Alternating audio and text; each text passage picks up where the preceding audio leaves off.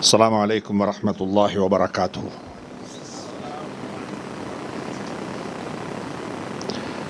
الحمد لله وكفى والصلاة والسلام على من لا نبي بعده.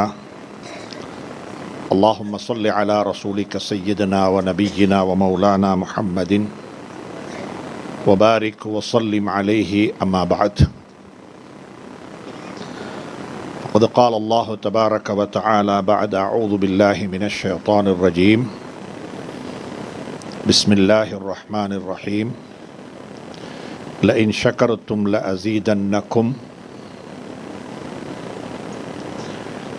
وقال تبارك وتعالى أيضا: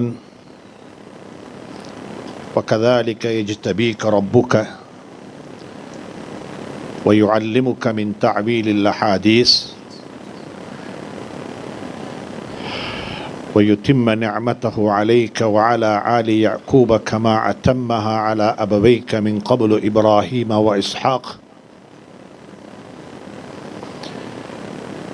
إن ربك حكيم عليم. صدق الله العلي العظيم.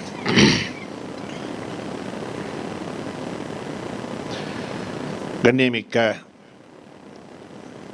இக்கல்லூரியின் கலாசாலையின் அதிபர்,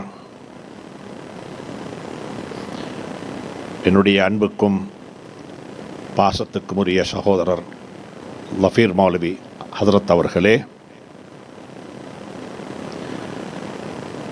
நிர்வாக சபையின் தலைவர்,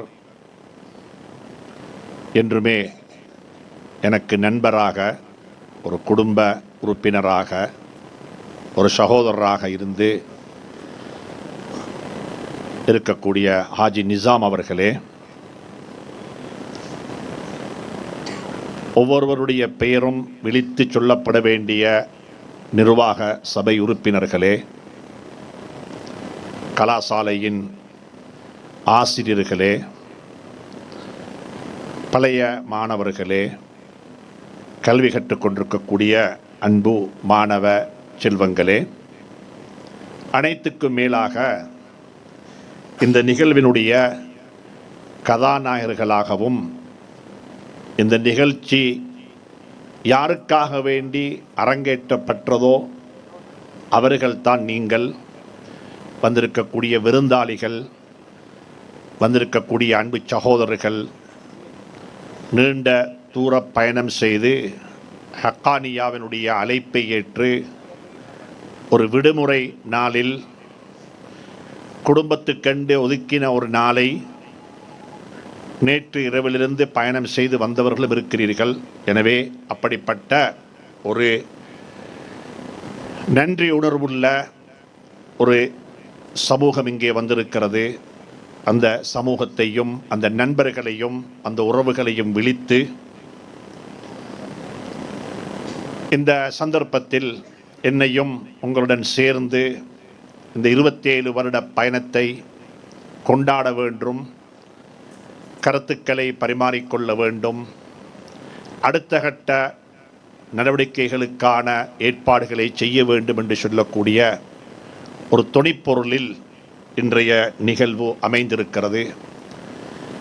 அதன் அடிப்படையில் சகோதரர் லஃபீர் மௌலவி அவர்கள் உரையாற்றும் பொழுது பல கனவுகளை, நிகழ்வுகளை அவர்கள் இங்கே ஞாபகப்படுத்தினார்கள்.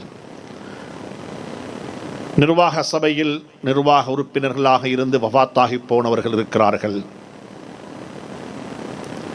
அவர்களும் ஞாபகப்படுத்தப்பட வேண்டியவர்கள். உதவி செய்தவர்கள் எம்மாத்திரமோ இருக்கிறார்கள், அவர்களும் ஞாபகப்படுத்தப்பட வேண்டியவர்கள்.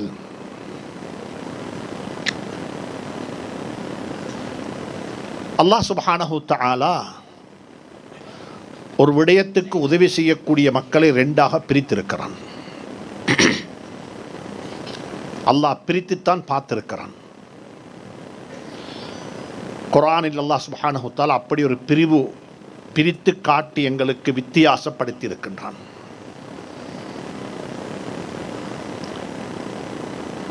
மக்காவுடைய வெற்றிக்கு முன்னால தியாகம் செய்தவர்களும் மக்காவுடைய வெற்றிக்கு பிறகு தியாகம் செய்தவர்களும் ஒருபோதும் சமமாக மாட்டார்கள் என்று குர்ஆன் மிக தெளிவாக சொல்லிவிட்டது.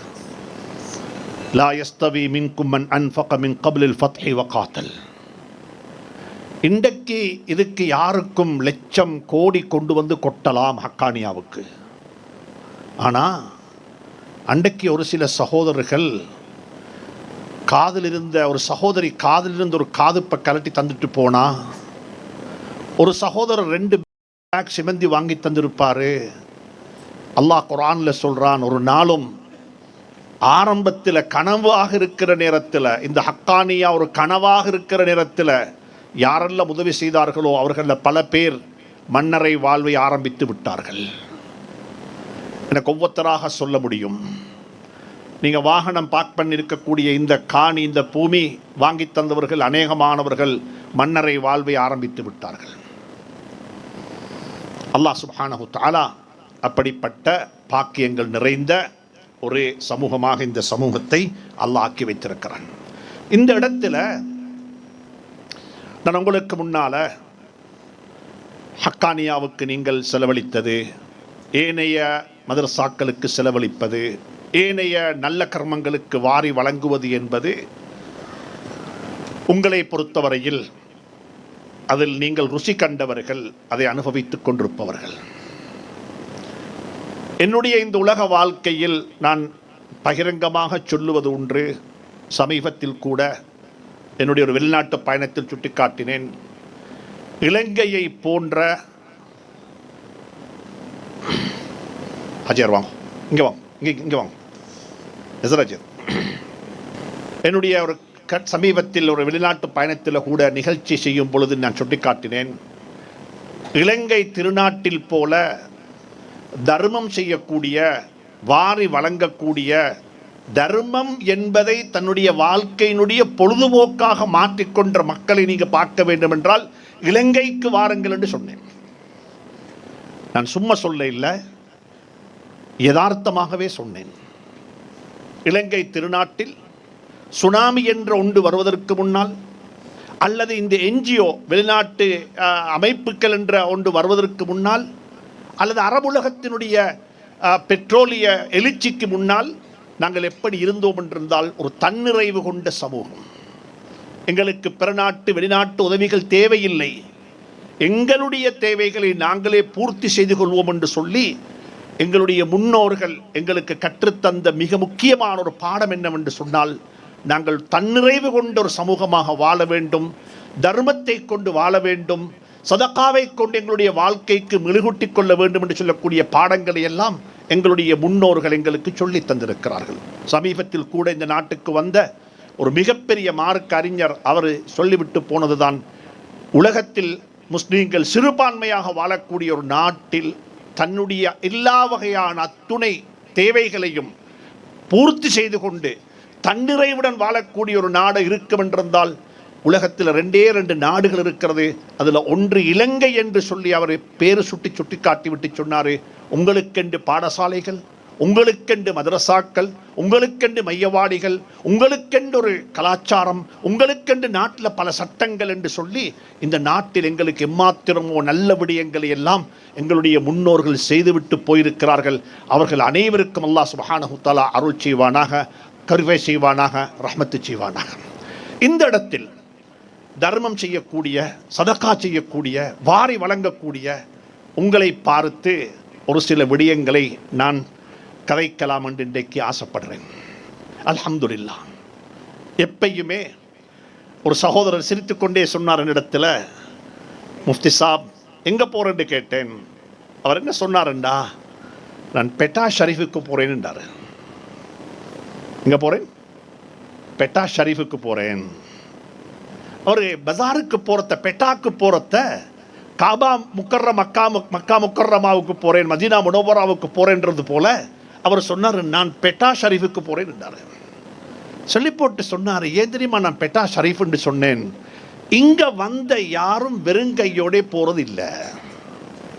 பெட்டாக்கு யார் வந்தாலும் சரி, ஒரு சுன்னத்தெடுக்க வந்தாலும் சரி, ஒரு கல்யாணம் செய்ய வந்தாலும் சரி, ஒரு மதரசா செய்ய வந்தாலும் சரி, ஒரு மதரசாவுக்கு பில் கட்ட வந்தாலும் சரி, ஒரு வீடு கட்ட வந்தாலும் சரி, எதுக்கு வந்தாலும் பெட்டாவில் என்ன இருக்குது?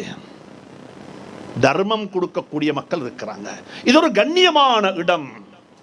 இங்க யாருமே வந்து வெறுங்கையோட போன வரலாறு கிடையாது. அல்ஹம்துலில்லாஹ், அப்படிப்பட்ட ஒரு கலாச்சாரத்தை கொண்ட மக்கள் நாங்கள். எனவே உங்களுக்கு நான் சொல்லக்கூடிய ஒரு முக்கியமான தகவல் என்னன்னு சொன்னா, நான் 3 விஷயத்தை மட்டும் சொல்றேன் உங்களுக்கு. ஒன்று சொல்றேன், தர்மம் என்பது எங்களோட தீனுடைய வாழ்க்கையில் ஒரு பகுதி. அது முழுக்க தீன் அல்ல. நான் சதக்கா கொடுத்துட்டேன், தர்மம் செஞ்சிட்டேன் என்று சொல்லி மற்ற விடயங்கள் எனக்கு பராமுகமாக இருக்க முடியாது. நான் தர்மம் செஞ்சிட்டேன் என்பதின் காரணமாக என் வாழ்க்கையில மற்ற விடயங்கள் எனக்கு பொடுபோக்கு காட்ட இயலாது. மிக அன்பாக சொல்றேன், நீங்க தர்மமும் செய்யணும், அதே நேரத்தில் நீங்க நான் ஒரு மதரசாவுக்கு உதவி செய்கிறேன் என்றா, நான் அன்பாக சொல்றேன், இந்த மதரசாக்குள்ள ஓதி கொடுக்கப்படக்கூடிய கல்வி ஞானம் இருக்குதே, இதுல ஃபர்து ஐனுடைய ஹத்து உங்களுக்கும் தேவை. நீங்களும் படிக்கணும், இந்த மார்க்கத்தை நீங்களும் விளங்கணும். இதுதான் இன்றைக்கு இருக்கிற தேவை. நான் ஒரு மதரசா செய்கிறேன், மதரசாவுக்கு தர்மம் கொடுக்கிறேன், நான் அந்த அமைப்புக்கு சதக்கா கொடுக்கிறேன் என்று சொல்லி மட்டும் திருப்தி கண்டு கொள்ளாம, இந்த மதரசாவில் ஓதி கொடுக்கப்படக்கூடிய இல்மு இருக்குதே, இது ஃபர்து ஐனுடைய ஹத் ஒன்று இருக்குது. இது மதரசாவுடைய நிர்வாகிகளுக்கும் தேவை, மதரசாவுக்கு உதவி செய்கிற மக்களுக்கும் தேவை, மதரசாவுடைய பேரண்ட்ஸுக்கும் தேவை. என்ற வாப்பா ரஹ்மத்துல்லாஹி அலைஹி ஊண்டி சொல்ற விஷயம் இதுதான். அவர் எப்பயும் சொல்லுவாரு, பிள்ளைகளை கொண்டு வந்து மதரசால போட்டுடுறீங்க, அந்த புள்ளேட்ட தீனுடைய கல்வி வந்தத்தினால் உங்களோட வாழ்க்கையில் எந்த மாற்றமும் வரமாட்டாது. உங்கள்கிட்ட மாற்றம் வந்தால் அந்த புள்ளேட்ட தானாக மாற்றம் வரும். எல்லாருக்கும் சொல்றேன், எங்களோட லைஃப்ல முதலாவது கேபிட்டல் என்ன தெரியுமா? அதுக்கு ராசுல் மால். முதலாவது ராசுல் மால் என்னண்டா, ராசுல் மால் ரூஹி, ஸ்பிரிச்சுவல் கேபிட்டல். Spiritual capital. சஹாபாக்களை பத்தி நாங்க இங்க ஓதி கொடுக்கிற புகாரி ஷரீஃபில் இருக்குது. அங்க சொல்றாங்க, ஒரு மனிதர் ஒரு தாபி சொல்றாரு, நான் 30 பத்ருடைய சஹாபாக்களை சந்திச்சேன். அல்லாஹ் சொல்றான், பத்ருடைய சஹாபாக்களை பத்தி நீங்க வேண்டியதை செஞ்சுக்கோங்க, நான் உங்களை மன்னிச்சிட்டேன், செய்ய முந்திய மன்னிச்சிட்டேன். என்ற பத்ருடைய சஹாபாக்களுக்கு அல்லாஹ் கொடுத்த ஒரு பிரிவிலேஜ் அது. ஏன் பத்ரில் மக்கள் பங்கெடுத்தது அது ஃபத்ஹ் மக்காவுக்கு முந்தி செலவழித்தது போல சமமாக மாட்டான்ற போல பத்ரை பத்தி அல்லாஹ் புகழ்ந்து சொல்லியிருக்கிறான். பத்ர் யுத்தத்தில் கலந்து கொண்ட 30 பேர் நான் சந்திச்சிருக்கிறேன் சஹாபாக்கள்ல. அந்த 30 பேரும் தன்னக்கிட்ட கேள்வி கேட்பாங்களாம், உண்மையிலே நான் ஒரு முஸ்லீம் தானான்னு சொல்லி.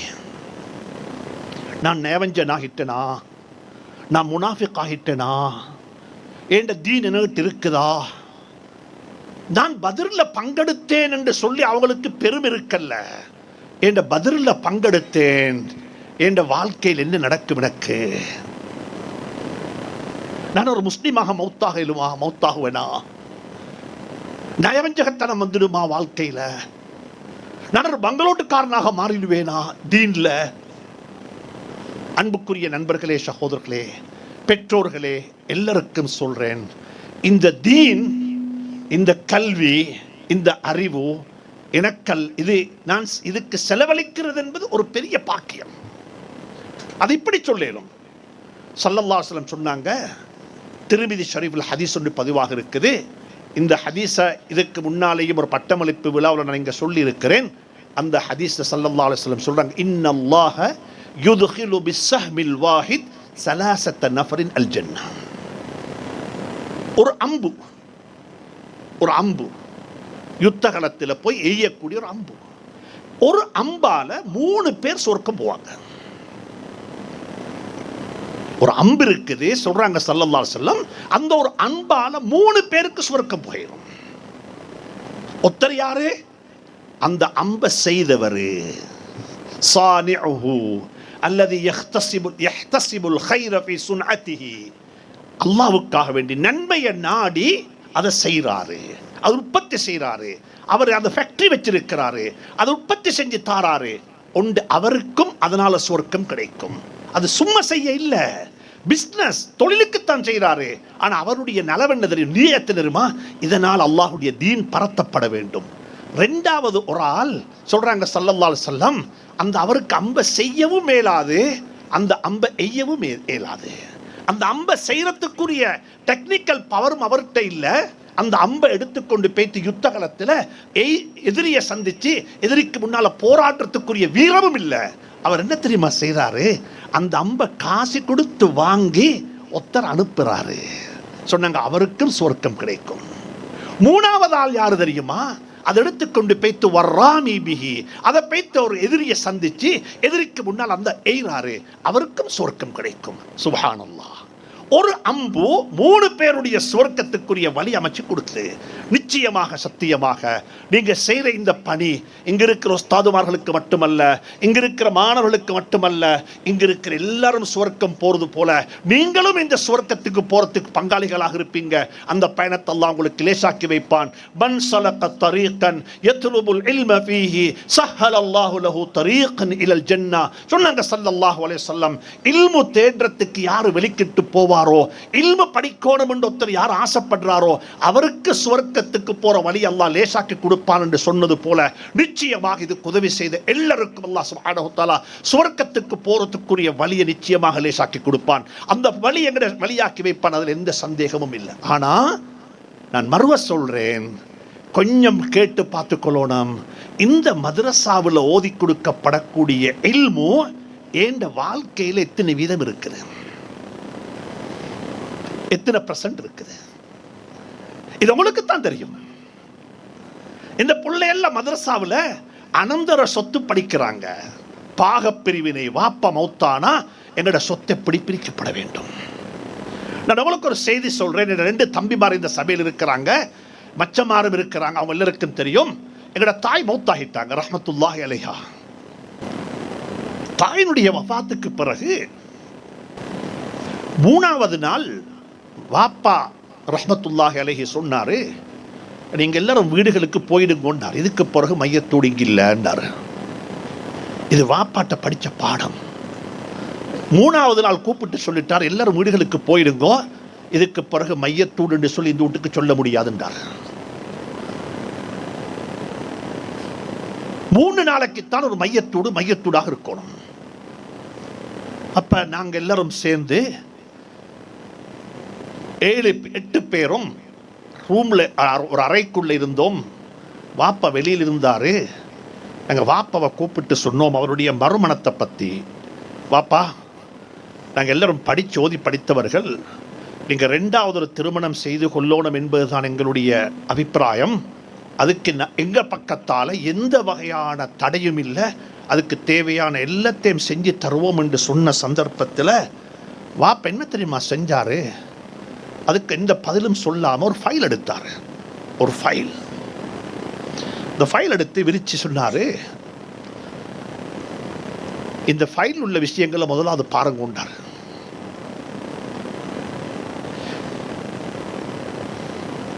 அது இருக்கு என்னண்டா, எங்கட மாகதரை, எங்கட வாப்பட வீடு, அது வாப்பட காசால கட்டின வீடு, அது உம்மட காணி. இப்ப அனந்தர சொத்து பிரிச்சோணும், காணியை பிரிச்சேலா, வீட்டை தான் பிரிச்சோணும். எங்கட வாப்பா 1985 கட்டின வீடு, ஆனா அது டாக்குமெண்ட் பண்ணி வச்சிருக்கிறாரு. யாரு சரி முந்தி மௌத்தானா, நான் முந்தி மௌத்தானா, ஊட்டத்தான் பிரிச்சோணும், காணியை பிரிச்சேலா. என் மனைவி முந்தி மௌத்தானா, காணியை பிரிச்சோம், ஊட்ட பிரிச்சேலா. இது மார்க்கம்,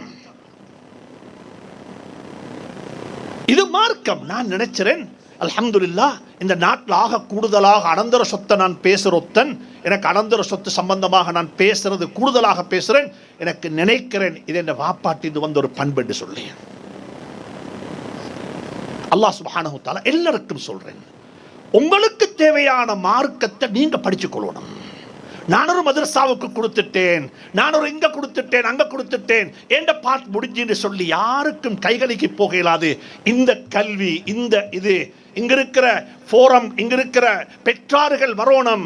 எங்களுக்கும் கிழமையில ஒரு நாள் மദ്രസா வைங்களேன். எங்களுக்கு ஃபாலா தேவையில்ல, எங்களுக்கு ஃபாயிலுக்கு ரஃபு தேவையில்ல, எங்களுக்கு வாழ்க்கைக்கு தேவையான ரஃபையும் வாழ்க்கைக்கு தேவையான நஸ்பையும் வாழ்க்கைக்கு தேவையான மஃபூல் பிஹியையும் வாழ்க்கைக்கு தேவையான மஃபூல் முத்தலக்கையும் எங்களுக்கு சொல்லி தாங்கன்னு சொல்லி பேரண்ட்ஸ் வரணும் படிக்கிறதுக்கு. பேரண்ட்ஸுக்கு இந்த நாலேஜ் வேணும். இது முதலாவது என்ற ஒரு தாழ்மையான கருத்து. இதுக்கு சொல்றது, இதுக்கு ஸ்பிரிச்சுவல் கேபிட்டல். Spiritual capital.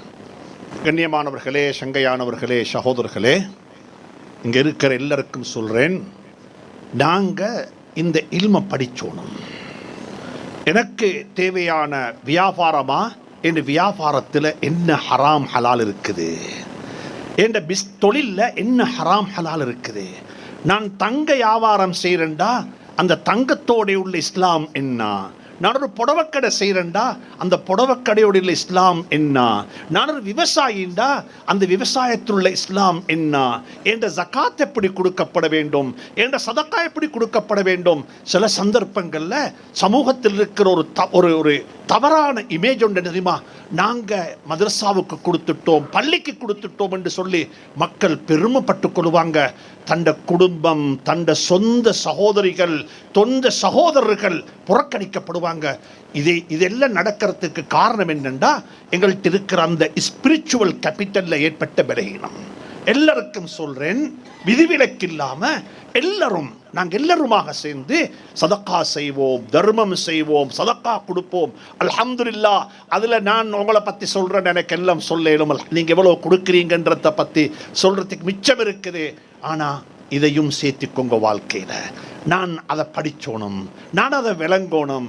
இதை மார்க்கத்தில் அந்த ஸ்பிரிச்சுவல் கேபிட்டலை டெவலப் பண்ணாமல் ஒரு நாளும் வாழ்க்கையில் வெற்றி பெற முடியாது. ஒரு கேள்வி கேட்போம் தனியாக, வல்லாஹி நான் என்னிட்ட கேட்குறேன், நீங்கள் உங்கள்கிட்ட கேளுங்க. இன்னமொத்திட்ட கேட்க வேணும், இன்னமொத்திட்ட கேட்க வேணும், உங்கள்கிட்ட நீங்கள் கேளுங்க. நான் என்னகிட்ட கேட்குறேன், உண்மையிலே நான் ஒரு முஸ்லிம் தானா? என் உள்ளம் எனக்கு நீ ஒரு முஸ்லிம் தான் என்று சொன்ன அல்ஹம்துலில்லாஹ் சொல்லிக்கோங்க. ஏன்னா முஸ்லிம் பொய் பேச மாட்டான், முஸ்லிம் ஏமாற்ற மாட்டான், முஸ்லிம் மாறுபாடு செய்ய மாட்டான், முஸ்லிம் கலப்படம் செய்ய மாட்டான். முஸ்லிமுடைய பண்பெல்லாம் இருக்குது. وعباد الرحمن الذين يمشون على الأرض هونا وإذا خاطبهم الجاهلون قالوا سلاما والذين يبيتون ربهم سجدا وقياما والذين يقولون ربنا اصرف عنا عذاب جهنم. எனக்கிட்ட நான் கேட்கிறேன், நீங்க உங்கள்கிட்ட கேளுங்க. என்ன எல்லாரும் சொல்றாங்க முஸ்லிம் என்று, என்னோட முஸ்லிம் என்று நினைச்சுதான் ஹக்கானியாவுக்கு பேச கூப்பிட்டிருக்கிறாங்க. நீங்க ஒரு முஸ்லிம் என்று தான் உங்களுக்கு இன்விடேஷன் தந்திருக்கிறாங்க இங்க வர சொல்லி. எல்லாரும் சொல்றாங்க என்ன பார்த்து முஸ்லிம் என்று, எல்லாரும் சொல்றாங்க உங்களை பார்த்து முஸ்லிம் என்று. உண்மையிலே நான் எனக்கு முஸ்லிம் தானா? என்ற இஸ்லாம் எங்க இருக்குது? இந்த கேள்வி நாங்க எல்லாரும் கேட்கணும். இதைத்தான் சொல்றாங்க. நான் 30க்கும் மேற்பட்ட பத்ருடைய சஹாபாக்களை சந்திச்சேன். எல்லாரும் கேட்கிறாங்க, நயவஞ்சகத்தனம் வந்துட்டோ தெரியாது, முனாஃபிக்தனம் வந்துட்டோ தெரியாது, பயமாக இருக்குது, இதிலே மௌத்தாகிடுவோமோ தெரியாது என்ற அச்சம் எங்களுக்கு இருக்குது என்று சொல்லி, அன்புக்குரியவர்களே, இந்த ஒரு உணர்வை நாங்கள் எங்களுக்குள்ள டெவலப் பண்ணணும். ரெண்டாவது கேபிட்டல் என்ன தெரியுமா? இந்த நாட்டில் நான் இன்னும் ஒன்று கண்டிருக்கிறேன். இது ஒரு கவலையான செய்தி. 2வது தலைமுறைக்கு செல்வந்தர்களை காணல. 2வது தலைமுறையினுடைய பணக்கார சமூகத்தை காணல. 3வது காண்றது ரொம்ப அரிதா போயிட்டது. சஹாபாக்களுடைய வரலாறு நீங்க படிச்சு பார்த்தா ஒரே ஒரு சஹாபியத்தான் நீங்க காட்டுவீங்க, வியாபாரம் செய்து பங்களோட்டான சஹாபி. உலமாக்கள் எழுதிக்கிறாங்க, அவர் பங்களோட்டாக இல்லை, அல்லாஹ் பங்களோட்டாக்கினான். எதுக்கு தெரியுமா? ஒருத்தர் பங்களோட்டானா அவருடைய வாழ்க்கை, அவருடைய சட்டம், அவருக்குரிய மார்க்கம், அவருக்கு நபி ஸல்லல்லாஹு அலைஹி வஸல்லம் கொடுத்த அந்த சமூகம் அவர் எப்படி பார்த்தாங்கன்றத உலகத்துக்கு சொல்றதுக்குத்தான் ஒரு சஹாபி பங்களோட்டானாரு. பங்களோட்டாவேலா? தர்மம் செய்து பங்களோட்டாவேலா? வியாபாரம் செய்து பங்களோட்டாவேலா? நாங்க செய்யற தொழில் அதுல ப்ரொஃபஷனலிசம் வரணும். எங்கட தொழில முறையாக செய்யுங்கோ. நீங்க சொல்லணும் 10 வருஷம் அல்ல, அல்ஹம்துலில்லாஹ் ஹக்கானியாவுக்கு நான் 27 வருஷமா தர்மம் செய்றேன், 27 வருஷமா கொடுக்கிறேன். ஏண்ட காலத்துல கொடுத்தேன், ஏலாத காலத்தில் ஏலும் கொடுக்கேனும். அப்துல் ரஹ்மான் அவுஃப் ரலியல்லாஹு தஆலா அன்ஹு இஸ்லாத்தை ஏற்றுக்கொள்ள முந்தியும் பணக்காரர், மௌத்தாகிட்டாங்க. அந்த நேரத்தில் உஸ்மான் ரலியல்லாஹு தஆலா அன்ஹு தான் ஹலீஃபாவாக இருந்தாங்க.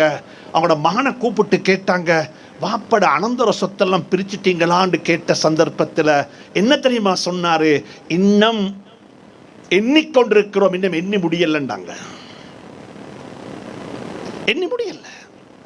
எல்லாருக்கும் சொல்றேன், ப்ரொஃபஷனல் கேபிட்டலை கூட்டுங்க, வாழ்க்கையில் தொழில் அழகா செய்யுங்கோ, டாக்ஸை கட்டி செய்யுங்கோ, இந்த நாட்டில் டிரான்ஸ்பேரன்சியோட செய்யுங்கோ, இந்த நாட்டில் தலையை முன்னுக்கு நெஞ்ச முன்னுக்கு போட்டு செய்யுங்கோ. ஏண்டா எங்களுடைய இருப்பு ரொம்ப அச்சுறுத்தலாக இருக்கிறது. பொருளாதாரம் என்பது முதுகெலும்பு என்று குர்ஆன் சொல்லுது. வலா துஅத்து ஸுஃபஹா அம்வாலக்கும் அல்லதி ஜஅலல்லாஹு லக்கும் கியாமன். உங்களோட முதுகெலும்பு என்று சொல்லி குர்ஆன் சித்தரித்திருக்கிறது பொருளாதாரத்தை. எனவே எங்கட பொருளாதாரத்தை நாங்க பாதுகாத்துக் கொள்றது இந்த முஸ்லீம் சமூகத்தினுடைய கடமை. இன்றைக்கு எங்களுக்கு இருக்கிற அச்சுறுத்தல் தான். நீங்க பெட்டாக்கு போங்க பார்ப்போம். அந்த ஒரு முஸ்லீம்களுடைய வரலாறை பற்றி எழுதின ஒரு புத்தகம் இருக்குது, நோனா தேவராஜான்ற அந்த பெண்மணி எழுதின புத்தகம். அதுக்கு அந்த புத்தகத்துக்கு பின்னால் இருந்தவர் ஏசிஎஸ் ஹமீத் ரஹ்மத்துல்லாஹி அலைஹி அவர்கள் தான் எழுத சொன்னார்கள். அந்த சகோதரி எழுதினால் அந்த சகோதரியுடைய புத்தகத்தாக இலங்கை ஜமியத்துல் உலமா கூட மிகவும் பிரமாண்டமான விதத்தில் அதை வெளியீடு செய்தார்கள், அறிமுகம் செய்து வைத்தார்கள். அப்படிப்பட்ட ஒரு புத்தகம். அந்த புத்தகத்தில் அவர் குறிப்பிட்டிருக்கிறார், கொழும்பை சூழ இருக்கக்கூடிய, கொழும்புக்கு வெளிப்புறங்களில் இருக்கக்கூடிய மாற்று மதத்தை சார்ந்தவர்கள் வெள்ளிக்கிழமை நாள் பெட்டாவுக்கு வருவதை தவிர்த்துக் கொள்வார்கள். ஏனென்றால் அங்கு இருக்கக்கூடிய கடைகள் எல்லாம் யாண்ட கடைகள், முஸ்லீம்களுடைய கடைகள், முஸ்லீம்களுடைய வர்த்தக மையம். வெள்ளிக்கிழமை நாள் பள்ளிவாசலுக்காக வேண்டி கடைகள் மூடப்பட்டு விடும். எனவே நாங்கள் அங்க வர இல்லை. அப்படிப்பட்ட ஒரு காலம் இருந்துச்சு எங்களுக்கு. இன்றைக்கு 7 மிண்டா பேத்து பாருங்க அந்த காட்சி எங்க இருக்குன்னு சொல்லி. எங்கட பொருளாதாரம் எங்க போய் கொண்டிருக்கிறது? நான் எல்லாருக்கும் சொல்றேன், பொருளாதாரத்தை பாதுகாத்துக் கொள்ள வேண்டும். பொருளாதாரம் கீழே விழுந்து விட்டால் மதரசாக்கள் கீழே விழும். பொருளாதாரம் கீழ்ந்து விட்டால் சமூகத்தில் பிரச்சனைகள் வரும். காதல் ஃபக்ரு ஐயக்கூன குஃப்ரன், வறுமை என்பது இறை நிராகரிப்பை கொண்டு சேர்க்கும் என்று சொன்னாங்க ஸல்லல்லாஹு அலைஹி வஸல்லம். இங்க இருக்கிற அத்தனை பேருக்கும் சொல்றேன், நீங்க செய்யற தொழில வெறுமனே ஒரு பை அண்ட் சேல், வாங்கினோம் வித்தோம் அல்ல. அந்த தொழில் இருக்கக்கூடிய அத்துணை வகையான நுணுக்கங்களையும், அத்துணை வகையான ப்ரொஃபஷனல் அப்ரோச்சையும், அத்துணை வகையான விடயங்களையும் நீங்க கருத்தில் கொண்டு இந்த வியாபாரத்தை செய்யாவிட்டால் எங்களுடைய கையில் இருக்கக்கூடிய இந்த பொருளாதாரம், இந்த வணிகம், இந்த ஆப்பர்ச்சுனிட்டியை நாங்கள் இழந்ததுக்கு பிறகு நாங்கள் வருத்தப்பட வேண்டிய கருத்து தேவை எங்களுக்கு ஏற்படும். மிக இறக்கமா சொல்றேன், இது சுருங்கிக் கொண்டுதான் போகிறது. டட்லி சேனாநாயக் அவர்கள் இந்த நாட்டினுடைய ஒரு இண்டிபெண்டன்ட் டே, சுதந்திர தின விழாவில் ஆற்றிய உரையை எடுத்து பாருங்கள். அவர் என்ன சொல்லி இருக்கிறார்? அவர் சொல்லுகிறார், அன்று நேரம் உரையாற்றும் பொழுது முஸ்லீம்களுக்கு தனியாக டாங்க்ஸ் பண்ணினார், முஸ்லீம்களுக்கு தனியாக அவரை முஸ்லீம்களை உயர்த்தி பேசினார். இந்த நாட்டினுடைய பொருளாதாரத்துக்கு 30% மேற்பட்ட பங்களிப்பு செய்யக்கூடியவர்கள் முஸ்லீம்கள் என்று சொன்னார்கள். இன்றைக்கு நாங்கள் எங்க இருக்கிறோம்? இந்த நாட்டில் கூடிய 200 வர்த்தக, 200 பிசினஸ், 200 பப்ளிக் செக்டர்ல கூடிய பிசினஸ்ல எத்தனை கம்பெனி, முஸ்லீம் கம்பெனி இருக்குது?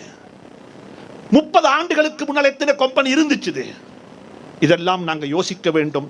மிக இறக்கமாக சொல்றேன், தர்மம் செய்யணும், நிரந்தரமாக செய்யணும். உலமாக்களுக்கு சொல்றேன், இன்ஃபாக்க பத்தி பேசுவதாக இருந்தால் இன்தாஜை பத்தியும் பேசணும்.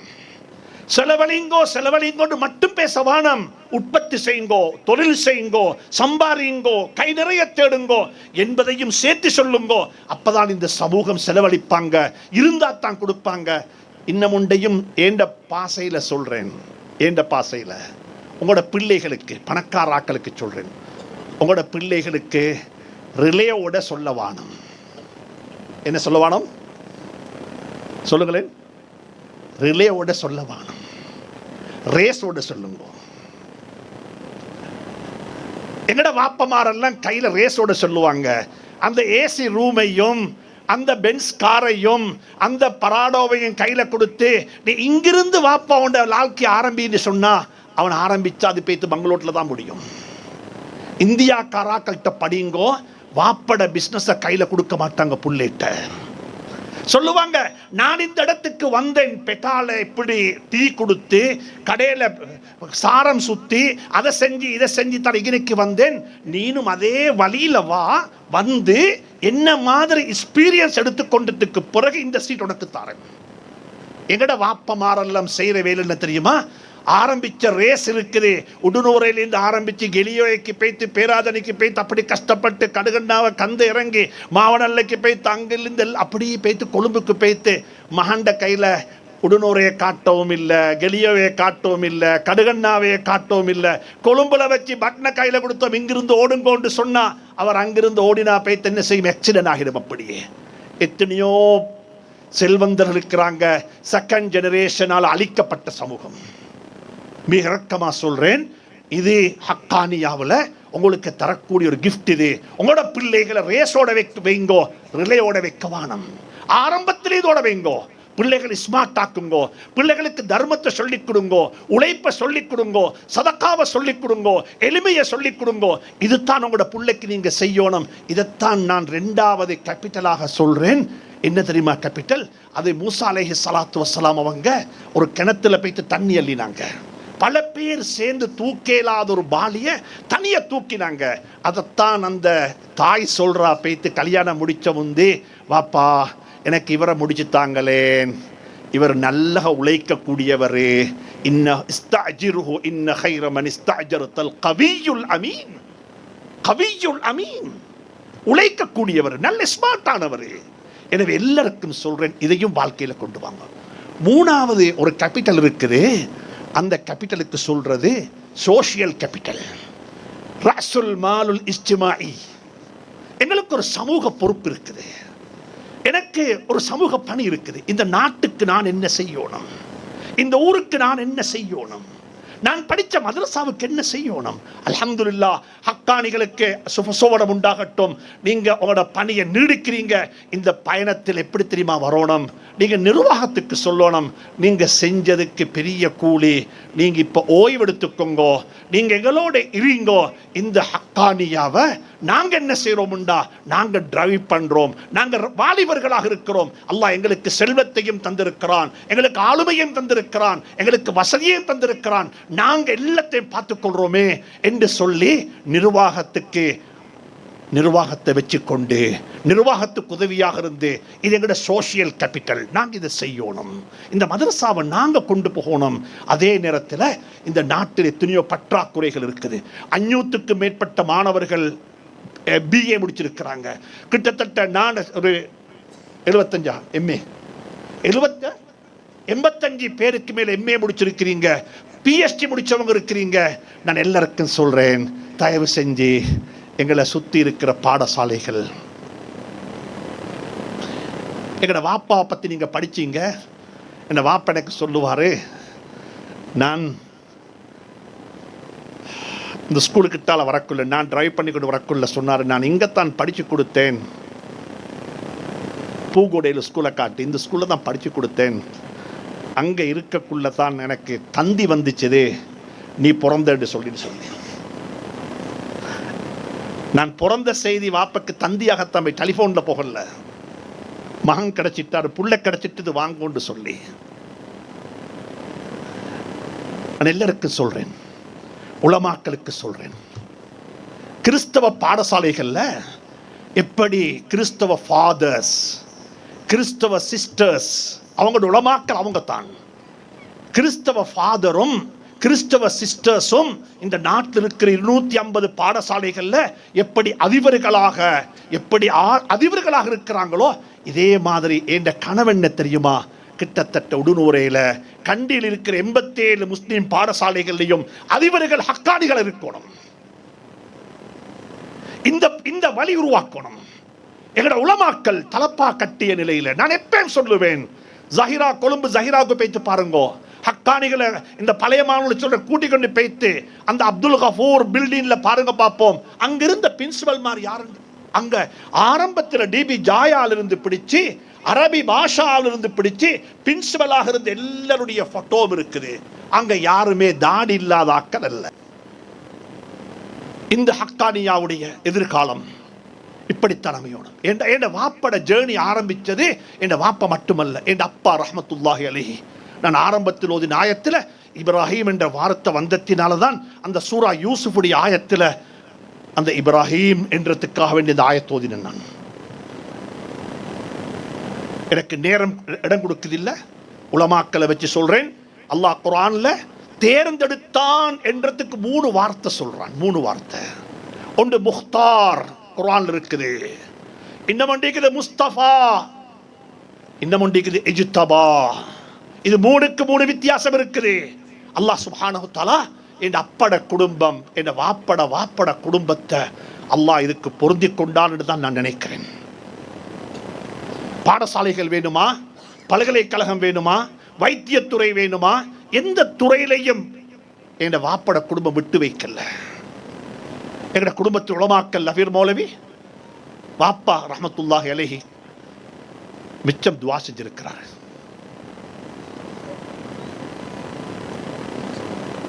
மூணரை மணிக்கு எங்கட வீட்டுக்கிட்டால திரிவில் போகும் தம்பி போறான்ண்டுவார். 3:30 மணிக்கு தம்பி போறான்ண்டுவார். திரிவில் ஒன்று இருக்கு, அதெல்லாம் வருவார். இது எங்கட வீட்டுக்குள்ள பேசக்கூடிய பேச்சு.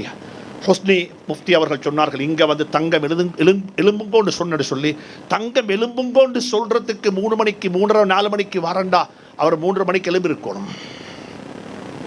திரிவில் தான் வருவார். எனவே அன்பாக சொல்றேன், சோசியல் கேபிட்டல் சமூகத்துக்கு நாங்க என்ன செய்யணும், ஹக்கானியா என்ன செய்யணும் இந்த நாட்டில் சும்மா சொல்லுங்க பார்ப்போம். நான் ஒரு இந்த பணியில கொஞ்சம் ஈடுபடுறதுனால சொல்றேன், கல்வி கொள்கை மாற்றம் அடைய போகுது. இந்த நாட்டில் ஒரு கல்விக் கொள்கையை பத்தி பேசுறாங்க. அதுல முதலாவது கை வச்சிருக்கிறாங்க எங்க தெரியுமா, சமய பாடம் தேவையான்னு கேட்கிறாங்க. அப்படித்தானே? சமய பாடம் என்பது ஒரு கொண்டு வரணுமா தேவையில்லையா, லண்டன்ல இருக்குதா, இங்கிலாந்தில் அது கற்பிக்கப்படுதில்லை, ஏன் 6 பாடம் கம்பல்சரி 5 பாடம் ஆக்குவோமே, பிள்ளைகளுக்கு லேசாகும் தானேன்னு சொல்லி ஒரு மத்தை ஒன்று போய்கொண்டிருக்குது. சும்மா சொல்லுங்க பார்ப்போம், இந்த நாட்டில் பாடசாலைகளில் இஸ்லாம் படிச்சு கொடுக்கப்பட இல்லைன்னு வச்சுக்கோங்க. இந்த பிள்ளைகளுக்கு இஸ்லாத்தை படிச்சு கொடுக்கறதுக்கு மதரசாக்கு வாரது வெறுமனே 2% தான். 98% பிள்ளைகள் நிக்கிறது எங்க? இந்த பிள்ளைகளுடைய இஸ்லாமிய அறிவுக்கு மார்க்கத்தை சொல்லிக் கொடுக்கறதுக்கு என்ன வழி இருக்குது? உலமாக்களும் இல்லை, ஸ்கூல்ல சப்ஜெக்டும் கம்பல்சரி இல்லை, படிச்சோரும் என்று கட்டாயம் இல்லை, புத்தகத்தை மட்டும் அரசாங்கம் கொடுக்கும்டா எங்கட பிள்ளைகள் இன்றைக்கு என்ன தெரியுமா நடக்குது, இஸ்லாம் பாடம் கம்பல்சரி. மொரட்டுவ கேம்பஸ்ல போய்த்து கேளுங்கோ, எத்தனை முஸ்லீம் பிள்ளைகள் ஓலவல் பாடத்தில் இஸ்லாம் பாடத்தை பாடமாக எடுத்தாங்க, புத்தாகம எத்தனை பேர் பாடம் எடுத்தாங்கன்னு சொல்லி. எனவே ஹக்கானியா வரக்கூடிய காலங்களில் இப்படிப்பட்ட ஒரு சோசியல் கேபிட்டல், இப்படிப்பட்ட ஒரு சோசியல் சேஞ்சுக்கு இவங்க நிச்சயமாக வழிவகுப்பாங்க. அவங்களுக்கு அதை செய்யறதுக்குரிய சக்தியும் இருக்குது, ஆளுமையும் இருக்குது. அல்லாஹ் அதற்குரிய உதவியையும் செஞ்சிருக்கிறான். எனவே அந்த வீரநடை போட்டு இந்த நாட்டில் இந்த முஸ்லிம் சமூகத்தினுடைய ஆத்மீக பிரச்சனையா, பொருளாதார பிரச்சனையா, சோசியல் பிரச்சனையா, அதுக்கு கருத்து சொல்லக்கூடிய, பதில் சொல்லக்கூடிய, அதுக்கு உதவியாக இருக்கக்கூடியவர்களை உருவாக்க வேண்டும் என்பது தான் இந்த நாட்டினுடைய இப்ப தேவையாக இருக்கிறது. அதற்கு ஹக்கானியா நிச்சயமாக உதவி செய்யும், அதற்கு துணை போகும், அதற்கு வழிவகுக்கும் என்பதை சொல்லி சந்தர்ப்பம் அமைத்து தந்த அனைவருக்கும் நன்றி கூறி மீண்டும் ஒரு முறை இங்கு வந்திருக்கக்கூடிய தனவந்தர்கள், அன்பு சகோதரர்கள், இந்த ஒரு ஞாயிற்றுக்கிழமை நாளையில் இந்த இருக்கக்கூடிய சூழலில் நீங்கள் வந்து எங்களை கண்ணியப்படுத்தி ஹக்கானியாவுடைய குடும்பத்தை, ஹக்கானியாவுடைய உஸ்தாதுமார்களை, ஹக்கானியாவுடைய பழைய மாணவர்களை, இங்கு இருக்கக்கூடிய அனைவரையும் கண்ணியப்படுத்தி சங்கைப்படுத்தியமைக்காக வேண்டி நன்றி கூறி, எனக்கும் இந்த சந்தர்ப்பத்தை அமைத்து தந்தமைக்கு நன்றி கூறி, நிர்வாக சபையை விழித்து அவர்களுக்கும் மிகவும் அன்பான நேசம் கொண்ட நண்பர்கள், நெருக்கமானவர்கள். அல்லாஹ் சுப்ஹானஹு தஆலா அவர்களுக்கும் ஆரோக்கியமான ஆஃபியத்தான வாழ்க்கையை நசீபாக்க வேண்டும். அவருடைய குடும்பங்களுக்கும் அல்லாஹ் சுப்ஹானஹு தஆலா நல்லருள் பாலிக்க வேண்டும். நிர்வாக சபையில் அங்கத்தவர்களாக இருந்து வஃபாத்தானவர்கள் தான் ஃபாரூக் ஹாஜியார் உண்டு, நியாஸ் ஹாஜியார் உண்டு, 2 பேர். யாரு? பத்ருத்தீன் ஹாஜியார் ரஹ்மத்துல்லாஹி அலைஹி அவர்கள், பாப்பா ரஹ்மத்துல்லாஹி அலைஹி. இப்படி பல பேர் காலம் சென்று விட்டார்கள். வமின்ஹும் மன் கதா நஹ்பஹும் வமின்ஹும் மன் யன்ததிர். கொஞ்சம் பேர் காலத்தை முடிச்சு கொண்டு போயிட்டாங்க. மிச்சம் உள்ளவங்க பின்னுக்கு நிற்கிறாங்க. ஒரு நாளைக்கு எங்களுடைய மரண அறிவித்தலும் வாசிக்கப்படத்தான் போகிறது. அந்த நாள் ஒரு செய்தியாக மட்டும் இருக்கக்கூடாது, அந்த நாள் வரலாறாக இருக்க வேண்டும். அல்லாஹ் சுப்ஹானஹு தஆலா இப்ராஹிம் அலைஹிஸ்ஸலாம் கேட்ட துஆவை எனக்கும் உங்களுக்கும் தந்தருள்வானாக. வஜஅல் லி லிசான சித்கின் ஃபில் ஆகிரீன். எனக்கு பின்னால் வரக்கூடியவர்கள் எங்களுடைய பெயரை மறந்துவிடக்கூடாது, எங்களை ஞாபகப்படுத்த வேண்டும், எங்களுக்காக வேண்டி துஆ செய்ய வேண்டும். அல்லாஹ் சுப்ஹானஹு தஆலா அப்படிப்பட்ட ஒரு சந்தர்ப்பத்தை அமைத்து தர வேண்டும் என்று மீண்டும் ஒரு முறை இறைவனை பிரார்த்தித்து, மദ്രஸாவுடைய அதிபர் உஸ்தாதுமார்கள் அனைவருக்கும் நீண்ட ஆயுளையும் சரீர சுகத்தையும் ஆஃபியத்தான வாழ்க்கையையும் கொடுத்து அனைத்து வகையான கெடுதிகளை விட்டும் இந்த இடத்தை பாதுகாத்து அல்லாஹ் சுப்ஹானஹு தஆலா ஹைர்கள் நிறைந்த இடமாக ஆக்கி வைக்க வேண்டும் என்று துஆ செய்து விடைபெறுகின்றேன். அஸ்ஸலாமு அலைக்கும் வரஹ்மத்துல்லாஹி வபரகாத்துஹு.